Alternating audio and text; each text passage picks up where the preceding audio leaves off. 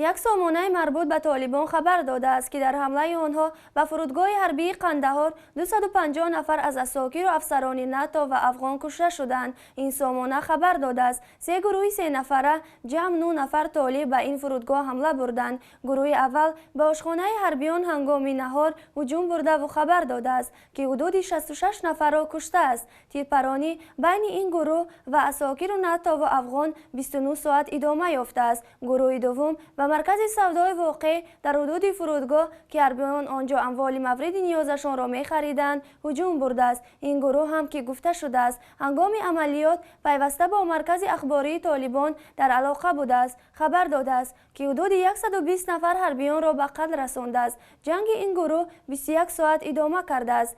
گروه سوم به دفتر قماندانی نیروی هوایی که از آن قماندان جنرال گلالی نام برده شده است هجوم برده 46 نفر را به هلاکت رسانیده است. این سامانه مربوط به طالبان افغانستان اینچنین نوشته است: هجوم کنندگان تعدادی از هواپیماهای جنگی ناتو، 30 تانک و زیرپوش و اسلحه‌های دیگر حربیان را نابود ساختند، اما دولت افغانستان شماره کشته شدگان را 40 نفر گفته است. همه حمله کنندگان در نتیجه این جنگ 29 ساعته کشته شدند. نفوذ طالبان در افغانستان روز تا روز می افزاید. تا این زمان آنها 2 ولایت هممرز تاجیکستان بدخشان و کندوز و 1 ولایت هممرز ترکمنستان فاراب را قریب پوره تصرف کردند.